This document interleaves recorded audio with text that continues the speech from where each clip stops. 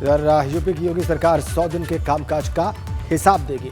CM योगी ने सभी विभागों को रिपोर्ट पेश करने के निर्देश दिए और साथ ही बचे कामों का 30 जून तक पूरा करने का भी अवसर उन्होंने दिया है। कहा है कि 30 जून तक पूरा करें। योगी सरकार के 4 जुलाई को 100 दिन पूरे हो रहे।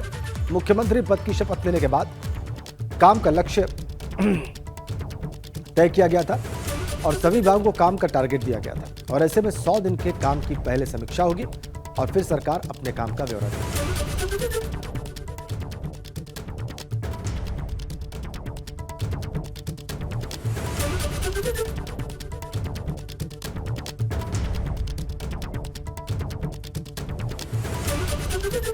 तो 100 दिन का कामकाज जो तय किया गया था उसके लिए 30 जून का समय दे दिया है मुख्यमंत्री ने। 30 जून तक सारे कामकाज पूरे हो जाएं और सभी विभाग अपनी रिपोर्ट दें।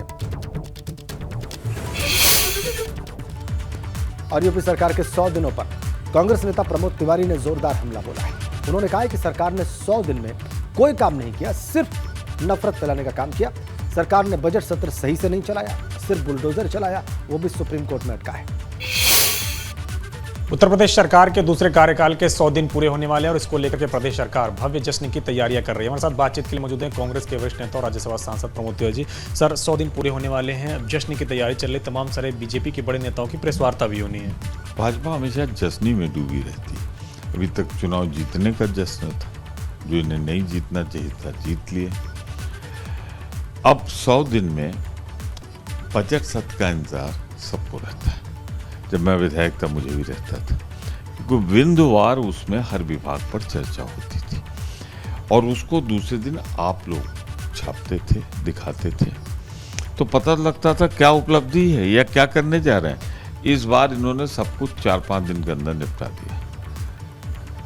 तो मैं सिर्फ इतना कहना चाहता हूँ कि अगर कुछ उपलब्धि है तो घबराते क्यों हो, सत्र चलाओ ना।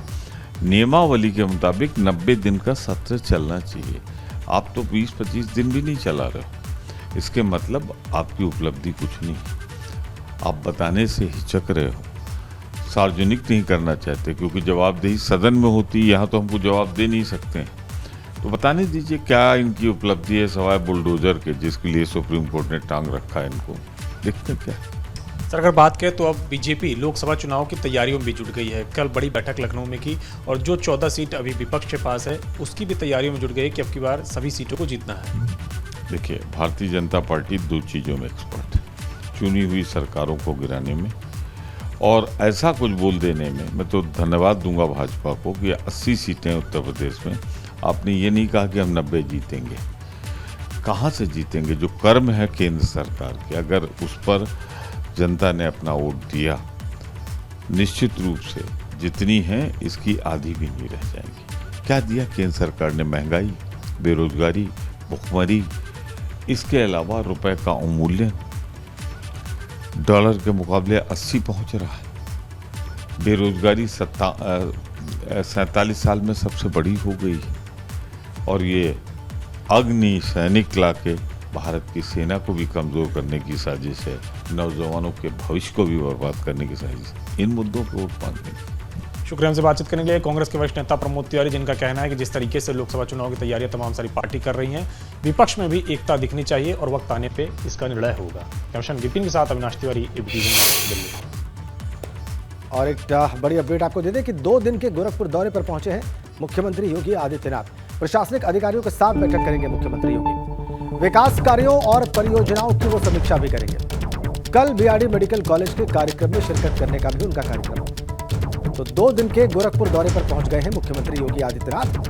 विकास के कामों और परियोजनाओं की समीक्षा भी करेंगे और बीआरडी मेडिकल कॉलेज के कार्यक्रम में भी शिरकत करेंगे। कल 2 दिन के दौरे पर मुख्यमंत्री योगी आदित्यनाथ गोरखपुर में।